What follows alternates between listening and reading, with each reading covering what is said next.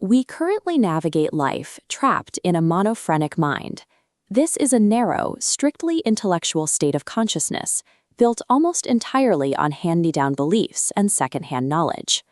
We assume our ancient ancestors were primitive and superstitious, yet we are the ones operating without a manual for life. We walk through a world we do not know how to read. Thousands of years ago, humanity was actively guided by a global network of scientist priests. These were the mystery schools, an interconnected web of colleges that standardized the higher education of the human race. This worldwide curriculum rested on 4 specific pillars of initiation: the Eleusinian, the Druidic, the Egyptian, and the Mithraic mysteries. To regain true intelligence, the modern student must step behind the curtain of history and undergo a conceptual initiation. The mystery schools taught through symbols rather than written words.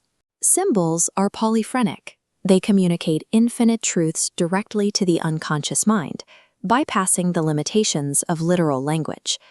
Modern medicine uses the caduceus as a professional logo.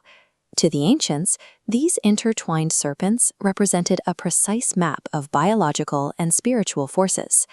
In the mystery school tradition, every visible object and form is a symbol hiding an eternal verity. A tree is never just a tree.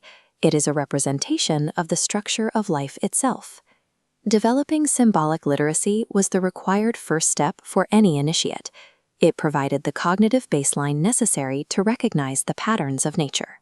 In pre-dynastic Egypt, the Shamsu-Hor, or disciples of Horus, served as the original temple builders. They were the primary architects of human enlightenment.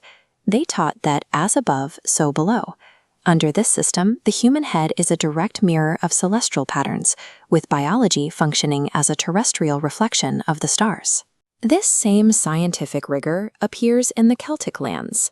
The Druids were not the savages portrayed in modern fiction, but master spiritual scientists. Julius Caesar himself documented that the Druids possessed a deep knowledge of the stars and taught the immortality of the soul through transmigration. Their megalithic structures were staggering feats of mathematical engineering. These sites functioned as cosmic clocks, anchoring heavenly movements to specific points on Earth.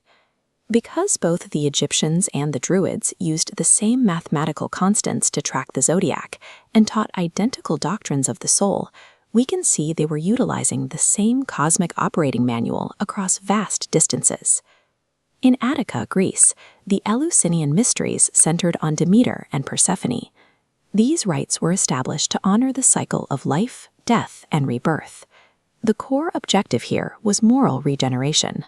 The masters guided the soul to triumph over the fear of death by demonstrating the eternal nature of consciousness. Pythagoras practiced a unique form of this instruction, speaking to his neophytes from behind a curtain. This forced the student to rely on their inner vision rather than passive observation of a teacher. These Greek rites represented the psychological refinement of the global curriculum. They proved that true initiation was about mapping the soul's ascent back to its divine origin. This spiritual legacy was deliberately erased. Dynastic interests and politicians suppressed these schools because they feared a populace capable of independent, sovereign thought. The masters never intended for us to worship external gods. Their secret was the realization of the divine power within oneself, the understanding that what the gods can do, the awakened human can also do. This realization leads to strategic sovereignty.